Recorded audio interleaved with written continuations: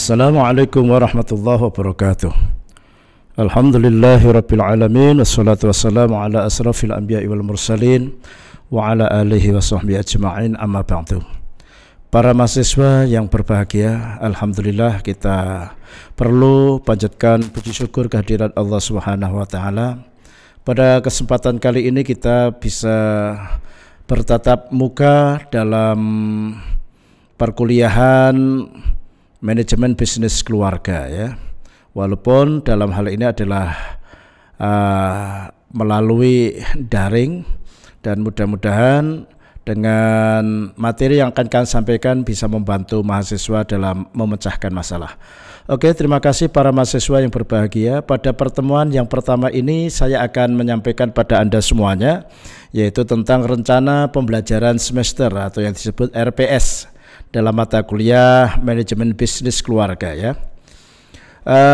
Manajemen bisnis keluarga ini adalah diperuntukkan pada semester 6, ya. Kalau kemarin saya melihat KRS Anda, ternyata itu ada yang mahasiswa mengambil dari semester 6, ya.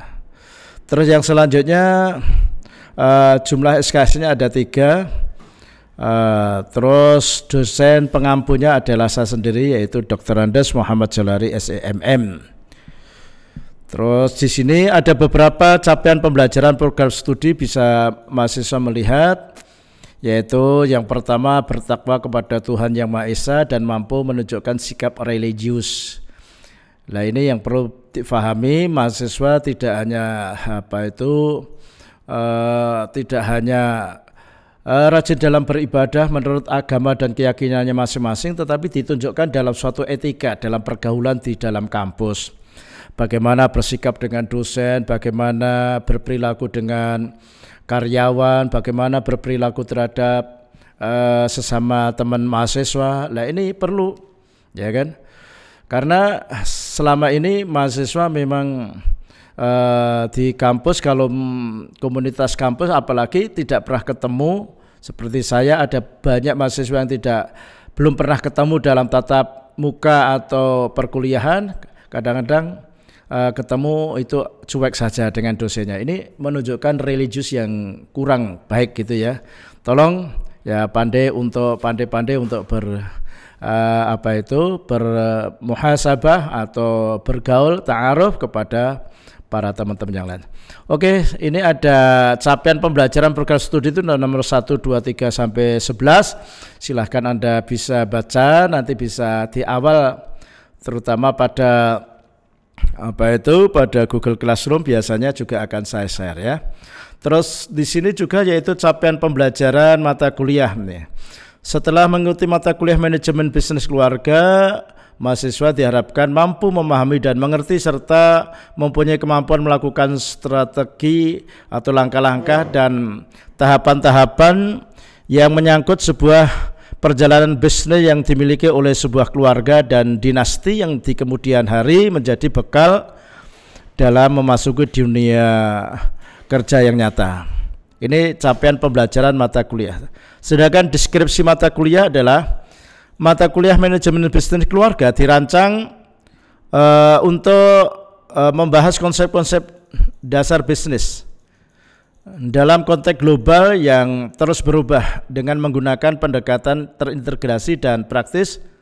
Pembahasan ditekankan pada penerapan konsep-konsep bisnis keluarga untuk memahami berbagai praktik bisnis sekarang dan perkembangannya di masa yang akan datang. Materi pembahasan ini tentang isu-isu terkini dalam bisnis kontemporer, bagaimana perusahaan dibangun dan bertahan dalam lingkungan global yang dinamis, dan bagaimana peran manajemen bisnis keluarga yang semakin kompetitif.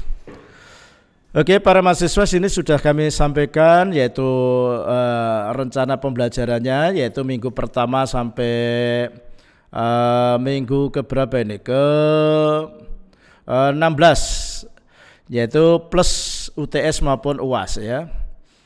Terus berikutnya Anda bisa melihat di sini ada kemampuan akhir yang diharapkan.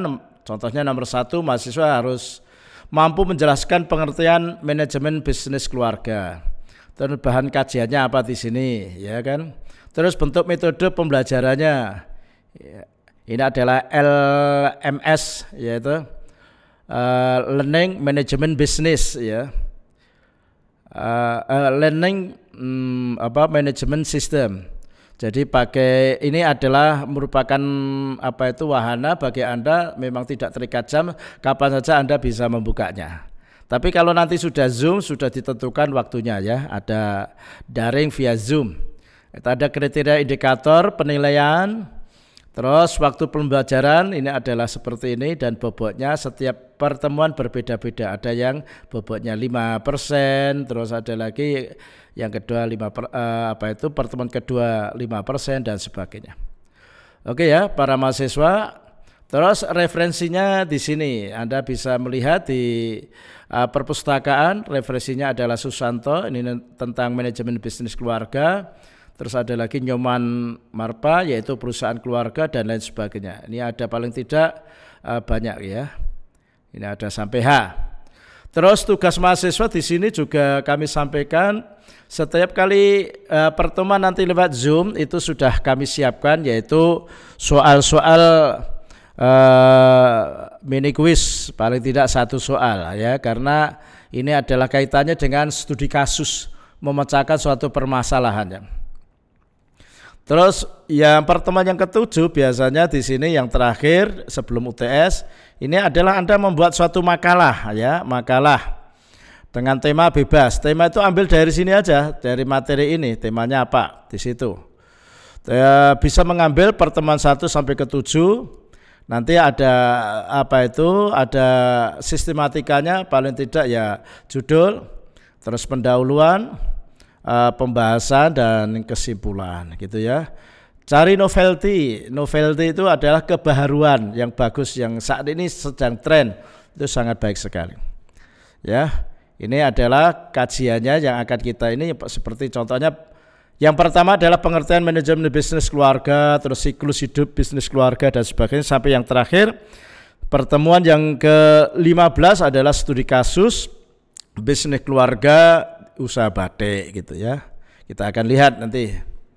Itu yang kami sampaikan para mahasiswa semuanya yang menyangkut mengenai masalah RPS. Oke, untuk berikutnya kita masuk pada kontrak perkuliahan.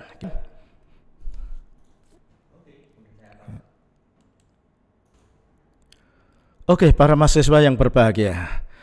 Baru saja saya menyampaikan tentang RPS, sekarang kita masuk kepada kontrak kuliah, ya. Mata kuliah manajemen bisnis keluarga. Dosennya saya, maaf tadi semesternya adalah semester 6, ya. Tolong saya juga agak ini, semester ada yang mengambil pada semester 4, ada yang mengambil semester 6, gitu ya. Tapi nggak usah diperdebatkan, ya. Diperdebatkan. Tapi kalau kemarin mahasiswa banyak yang semester 4 ngambil mata kuliah, ya, seperti yang saya tayangkan ini. Oke, sekarang deskripsi mata kuliah sudah kami sampaikan tadi. Terus ada lagi yaitu kompetensi dasarnya. Ini contohnya yang nomor pertama adalah mahasiswa dapat menjelaskan pengertian manajemen bisnis keluarga, ya. Hampir mirip tadi di RPS, ya. Jadi saya ulangi lagi, jadi sampai materinya ke-14. Yang ke-14 ini adalah mahasiswa mampu menjelaskan tentang studi kasus bisnis keluarga usaha batik. Nanti kita akan studi kasus yaitu keluarga di Laweyan, ya, terkenal sekali, ya.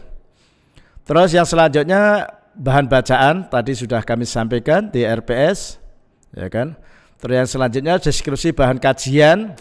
Ini adalah tentang kajiannya tentang pengertian manajemen bisnis keluarga. Nanti bahan bacaannya adalah buku Susanto AB Manajemen Bisnis Keluarga.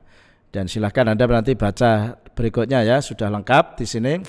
Tentang bobot penilaiannya adalah yaitu yang paling tinggi UTS dan UAS. Ini adalah masing-masing 25%, 25%. Terus yang berikutnya adalah tentang tugas ini 20%, mini quiz 20%, ya. Lah etika kok sekarang masuk? Ya, sekarang lihat banyak mahasiswa dalam berkomunikasi lewat WA, lewat HP, telepon, ini adalah mengedepankan, ada yang mengabaikan nilai-nilai etika ya. Kadang-kadang dengan dosennya ngomongnya agak kasar dan sebagainya. Ini masuk di sini nih ya. Nah, kalau Anda menyampaikan, sampaikan pada dosen yang secara santun gitu ya. Kalau belum dijawab, biasanya dosen itu seperti saya mengumpulkan, yaitu pertanyaan atau komplain dari mahasiswa baru saya jawab dalam satu waktu gitu. Tidak setiap mahasiswa dijawab, tapi dikumpulkan berapa. Kalau mahasiswa itu kebetulan ada 5 lah, baru dijawab dalam satu grup itu. Oke, terus yang selanjutnya sini ada tugas ya.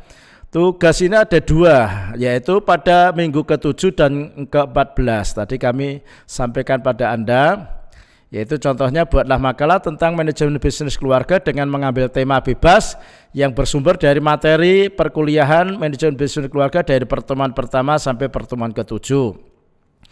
Ini catatan, makalah harus ada novelty-nya, ada kebaharuannya. Silahkan ditunjukkan pada paragraf di latar belakang. Boleh Anda boleh Anda menunjukkan kebaruan dalam makalah ini adalah bla bla bla bla. Silakan. Terus yang selanjutnya adalah Anda bebas memilih tema yang ada pada materi kuliah manajemen bisnis. Apa diantaranya yang semester 1 sampai pertemuan pertama sampai ke-7. Ditulis tangan memakai kertas folio atau HVS minimal 2 lembar, lalu di scan atau difoto pakai HP dan dikirim lewat Google Classroom. Terus sistematikanya judul, latar belakang, ya, pembahasan dan kesimpulan. Demikian juga pada tugas terakhir yaitu minggu ke-14 gitu ya. Oke. Untuk format UTS, UTS adalah sama dengan UAS. Jenis ujiannya esai, jumlah soal 5 soal, bobot nilai adalah 25%. Nah, ini ya. Terus mini quiz ini sudah ada, silahkan Anda mau dipelajari sekarang juga bisa ya. Contohnya yang pertama, mini quiz minggu pertama. Ya, buatlah analisis perusahaan keluarga yang sukses, misalnya Sido Muncul, Mas Pion Group dan sebagainya. Ini Anda katakan Sido Muncul, itu adalah silahkan di situ Anda analisis menurut logika Anda gitu ya. Ya, jangan menunjukkan suatu keunggulan dan kesuksesan, kelemahannya apa. Nah, kalau Anda ada permasalahan di situ, ada kelemahan, Anda pasti kan punya solusi. Nah, itu maksud saya menganalisis itu seperti itu. Sampai ke minggu ke berapa ini? 11. Berapa ini? Sampai ke 15 ini ya. Sudah ada semuanya ini. Ya, nanti kita terakhir akan membahas tentang bisnis keluarga. Anda mereview yaitu bisnis batik di Lawian dan Kauman. Oke, ini adalah penandatangan dokumen ya kan oleh saya dosen pengampu dan kepala prodi yaitu Ibu Tri Ratna. Oke, para mahasiswa, demikian untuk kontrak kuliah sudah kami sampaikan pada Anda. Untuk berikutnya kita akan masuk kepada perkuliahan yang pertama materi yaitu pengertian manajemen bisnis. Oke, demikian dulu.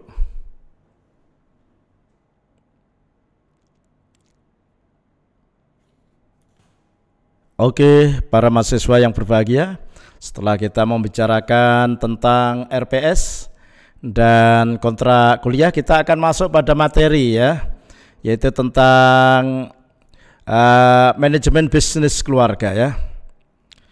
Oke, bisnis keluarga ini mempunyai suatu pengertian bahwa sebuah perusahaan yang anggota keluarganya secara langsung terlibat dalam kepemilikan dan jabatan atau fungsi, ya kan? Jadi bisnis dilakukan secara bersama-sama di dalam keluarga. Partisipasi dari keluarga dapat menguatkan bisnis. Hal ini disebabkan anggota keluarga bersikap setia dan berdedikasi pada perusahaan keluarga. Jadi ini adalah dari bisnis, pengertiannya bisnis keluarga itu seperti itu. Jadi keluarga tidak hanya sebagai pemilik saja, tapi langsung bisa terjun menjadi direksi atau mungkin jadi kepala bagian. Ini jadi disitulah karena ada suatu komitmen dari keluarga itu terhadap bisnis keluarganya itu. Makanya dia sampai terjun langsung kepada pelaksanaannya atau sebagai manajernya atau operasionalnya gitu ya. Nah, biasanya kalau orang itu berbisnis biasanya kan ya dia hanya sebagai pemilik, dalam hal itu bisa di yayasan, bisa di komisaris, tentang dewan direksi maupun pelaksana itu biasanya diserahkan pada orang lain. Tapi tidak demikian juga, yaitu bisnis keluarga itu bisa juga yaitu dari anggota keluarga itu adalah masuk kepada jabatan fungsionalnya gitu. Itu ya. Jadi nanti kita akan telaah ya. Banyak orang yang berbisnis menjadi sukses itu karena diawali dari home industri kecil, ya kan. Dan ini adalah memang tidak melanggar hukum dalam hal ini dan biasanya dilakukan secara profesional ya. Jadi tidak serta-merta ini perusahaannya langsung mengambil uang sebanyaknya. Ya kalau dia adalah menjabat suatu bagian dewan direksi atau kepala bagian itu adalah untuk gajinya ya sesuai dengan peraturan dari perusahaan tersebut. Oke, para mahasiswa yang berbahagia. Sekarang hal-hal yang mendasar pada bisnis keluarga, yaitu di sini perusahaan keluarga merupakan satu komunitas yang memberikan kontribusi luar biasa dan sangat memberikan kontribusi untuk perekonomian negara. Jadi kata kuncinya adalah yaitu mempunyai andil besar untuk berkontribusi terhadap perekonomian negara. Jadi hakikatnya kalau dalam suatu keluarga kok mau buat bisnis, mendirikan perusahaan dan perusahaan ini adalah merekrut beberapa karyawan, hakikatnya yaitu keluarga tadi adalah mempunyai suatu andil besar, mempunyai kontribusi terhadap perekonomian negara. Ya. Terus yang selanjutnya perusahaan keluarga memiliki daya tahan yang kuat dalam menghadapi krisis. Jadi biasanya kalau bisnis keluarga ini kalau ditempa krisis seperti saat ini masa pandemi, ya kan, ini kan hampir memporak-porandakan segala sendi ekonomi, budaya, ya, termasuk juga pendidikan. Nah ini kalau di manage oleh keluarga ini masih eksis, artinya masih bisa bertahan gitu ya. Apa kira-kira pos-pos yang kurang berfungsi mungkin bisa dipending. Yang penting lembaga atau perusahaan itu bisnisnya itu adalah masih tetap bertahan. Jadi sekarang banyak perusahaan-perusahaan itu adalah target utama adalah bertahan hidup, gitu ya. Terus yang selanjutnya para mahasiswa yang berbahagia, terus tidak banyak pihak yang mengetahui bahwa negara maju seperti Jepang, Inggris dan Amerika Serikat merupakan fundamental ekonominya perusahaan berbasis keluarga. Makanya tidak aneh di sana banyak perusahaan-perusahaan yang lahir dari bisnis keluarga sehingga begitu berkembang besar yaitu merekrut dari perguruan tinggi yang siap untuk ditampung di perusahaannya itu, sehingga tidak aneh di sana itu kalau mahasiswa akhir perkuliahan itu dikasih formulir, itu suruh memilih menjadi pegawai negeri atau sebagai pegawai swasta, itu hampir 10% itu hanya yang memilih pegawai negeri, ya kan? Yang lain pengen swasta. Karena apa? Dengan tenaga pikiran yang optimal dia bisa diberikan suatu gaji yang tinggi. Itu kalau di Amerika, di Inggris, terutama di Eropa demikian. Tapi hal ini terbalik di Indonesia ya. Orang kalau ditanya pasti cita-citanya ingin jadi pegawai negeri, ya kan. Terus yang selanjutnya di sini yaitu nomor 4, perhatian yang kurang dari otoritas dunia pendidikan dan pemerintah tentang bisnis keluarga. Nah ini belum ada, ya kan? Belum ada perhatian yang khusus yaitu dari dunia pendidikan maupun dari pemerintah dalam hal ini. Makanya saya mengatakan ini hal yang baru. Sebenarnya kalau Anda tekuni dari bisnis kecil menjadi bisnis besar itu adalah dikarenakan ketekunan Anda. Terus yang selanjutnya nomor 5 para mahasiswa, persaingan bisnis yang semakin ketat dan kehidupan yang dinamis, maka membuat bisnis merupakan banyak perhitungan serta kompleksnya, ya kan? Kompetensi seperti apa, modal seperti apa membuat menjadi pertimbangan yang gentar dan ketakutan bisnis dapat berhenti di tengah jalan. Jadi tidak spekulasi, tapi kalau dalam ekonomi kan orang bisnis itu harus ada perencanaan yang matang. Ada studi kelayakan bisnis, ada manajemen strategi, ada manajemen pemasaran, ada manajemen risiko. Ini itu adalah dilakukan untuk membuka lahan bisnis untuk menghindari yaitu spekulasi. Ya, gitu ya. Ini cara bisnis yang benar demikian. Ini perusahaan keluarga ini antara harta dan nyawa. Bagaimana demikian? Yaitu perusahaan keluarga adalah perusahaan yang dimiliki dan dikelola oleh anggota-anggota keluarganya. Yang jelas itu ya, anaknya mungkin adiknya dan sebagainya. Banyak perusahaan keluarga yang sukses, misalnya Sido Muncul, Mas Pion Group, Mego dan lain sebagainya. Ini adalah awalnya dari bisnis keluarga, dari Sido Muncul itu dari jamu gendong pertama kali ya. Tapi begitu besar-besar sampai sekarang sudah malah go public. Sahamnya begitu dibuka pada waktu itu langsung melesat ya, luar biasa nih. Ini adalah Sido Muncul dengan produk andalannya adalah yaitu jamu tolak angin gitu ya. Itu ternyata sudah menembus ke Eropa gitu.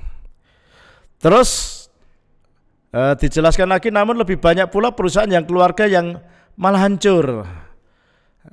Ya nanti kita lihat biasanya bisnis keluarga itu pertama itu biasanya orang tuanya merintis. Nanti generasi kedua adalah biasanya adalah anaknya. Ini masa keemasan, masa kemajuan. Tapi kalau sudah masuk kepada generasi ketiga, keempat, cucu dan cicitnya, itu biasanya itu langsung bisnisnya itu hancur. Ini saya mengamati, menelaah seperti halnya yaitu ada jamu jago, Nyonya Menir, itu sudah generasi yang kelima kayaknya itu ya, cicitnya gitu. Kalau dari awal itu biasanya masih jaya dan sebagainya ya, ada. Nah ini karena dilakukan secara tidak profesional atau dianggap barang warisan sehingga dilakukan secara amatiran. Oke, para mahasiswa, ini ada mengenal perusahaan keluarga. Ini sebenarnya manajemen perusahaan keluarga terbatas pada orang-orang di keluarga intinya, misalnya anak, cucu. Tapi ada pula yang pemilik bayangan yang ikut mengendalikan perusahaan secara tersembunyi, yaitu istri dari pemilik perusahaan itu. Katakanlah komisarisnya istrinya, direktur utama suami, nanti anak-anaknya sebagai yaitu wakil manajer atau kepala bagian gitu. Ada seperti itu. Ini adalah mengenal perusahaan bisnis keluarga. Yang berikutnya adalah para wanita ini tidak memiliki jabatan struktural di organisasi, namun memiliki kekuasaan melebihi nama yang masuk dalam struktural organisasi perusahaan keluarga tersebut. Katakanlah kalau suatu yayasan, karena dia di yayasan, di manage semua keuangan harus masuk yayasan. Nah ini kan mempunyai kekuatan atau mempunyai kekuasaan mutlak ya.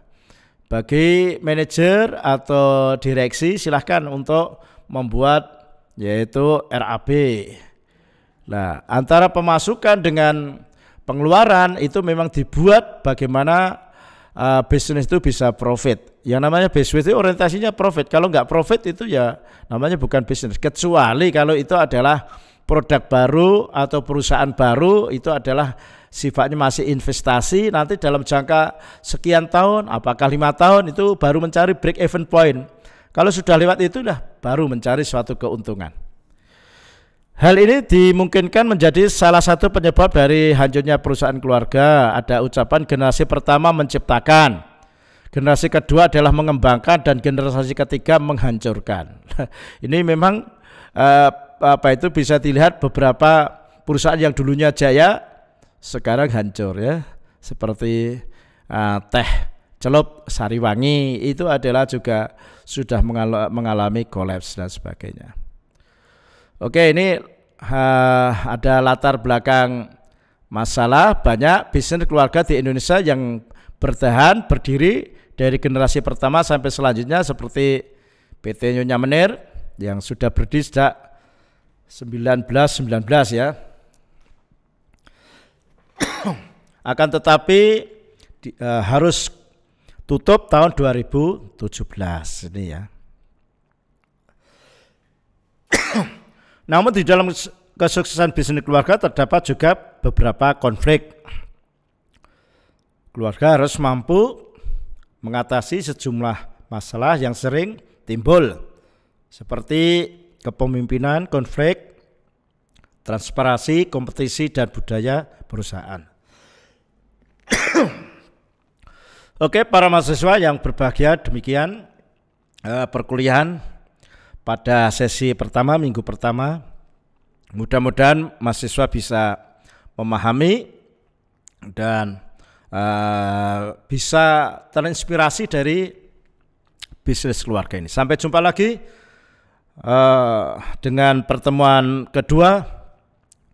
Kurang lebihnya mohon maaf. Wassalamualaikum warahmatullahi wabarakatuh.